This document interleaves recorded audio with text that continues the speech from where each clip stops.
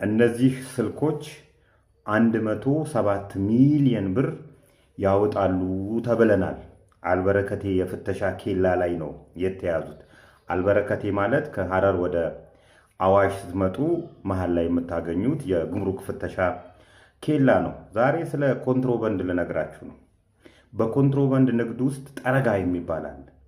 ጠረጋ ማለት አንድ ከሶማሌላንድ ወይም ከሆነ መነሻ ቦታ ላይ ከፍተኛ ዋጋ ያለው ዕቃ ጭኖ የሚመጣ ኮንትሮባንዲስት መጀመሪያ መኪኖቹ ከዛ ከመነሳታቸው በፊት የሚሄዱባቸው መንገዶች ላይ መኪኖቹ ይሄዱባቸዋል ተብሎ የታሰበው መንገዶች ላይ በከፍተኛ ፍጥነት የሚሄዱ ትናንሽ መኪኖች ታያላችሁ። እነዚህ ሰዎች ምንድነው የሚሰሩት? ትናንሽ መኪኖች እዛ አካባቢ ላይ እንደዚህ የፊናንስ ሰዎች፣ የጸጥታ አካላት፣ በኮንትሮባንድ ላይ የሚሰሩ የፌዴራል ፖሊስ አባላት እዛ አካባቢ ሊታዩ ይችላሉ። ስለዚህ እነዛን ሰዎች ከተቻለ በብር ማግባባት ነው። የሆነ ቃጭኜ እየመጣው ነውና አሳልፈው አንተም የድርሻህን እንካ በመባል ያንን ቦታ እንዲለቅላቸው ማስደረግ ነው ጠረጋ ማለት። በዚህ አይነት ሁኔታ ነበር ሲነገድ የነበረው ኮንትሮባንድ።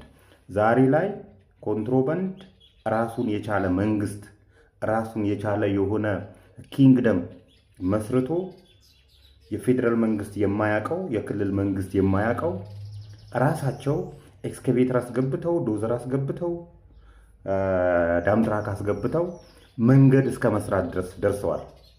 ማንም የክልል መንግስት ሳያውቀው፣ የፌዴራል መንግስት ሳያውቀው ግለሰቦች፣ ኮንትሮባንዲስቶች መንገድ እስከ መስራት ድረስ ተደርሷል።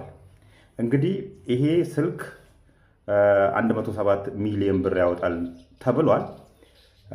ምንድን ያደረጉት መሰላችሁ? ከላይ ከአይሱዙ ላይ ቦክስ ሰርተዋል። እንደዚህ አይነት ቦክሶች የሚሰሩት ብዙ ጊዜ የሚበላሽ ዕቃ የጫነ መድኃኒት የጫነ የተለያዩ ነገሮች የጫነ ፍሪጅ አለ። ያ ፍሪጅ ተርባይን አለው። ተርባይኑ እዛ ጋር እንዲሆን ነው ይሄ ቦክስ የሚሰራው፣ ለኤር ኮንዲሽን ተብሎ ማለት ነው። ይሄ ጭነት መኪና ይህን የሚያክል ስልክ ጭኖ እዛ ውስጥ ጨምሮታል። የተሰራውም አሰራር ለመደበቅ አይደለም፣ ለመሸፈን ነው ይመስለው። እንኳን የፊናንስ ሰዎች አይደለም ማንም ሰው ቀና ብሎ ሊጠረጥር የሚችልበት ሁኔታ ነው ያለውና አራውንድ 107 ሚሊዮን ብር ያወጣል ብለውናል። እያንዳንዱን ስልኮች በ25,000 ብር አካባቢ ተገምቶ ነው እንደዚህ ሆነ። ድሮ እናቶች እንትን ይነግዳሉ፣ ልባስ ጨርቅ ከኢስት አካባቢ ከምስራቅ አካባቢ እንትን ይዘው ይመጣሉ ወደ መሃል ሀገር። ይዘው ሲመጡ ምንድነው የሚያደርጉት?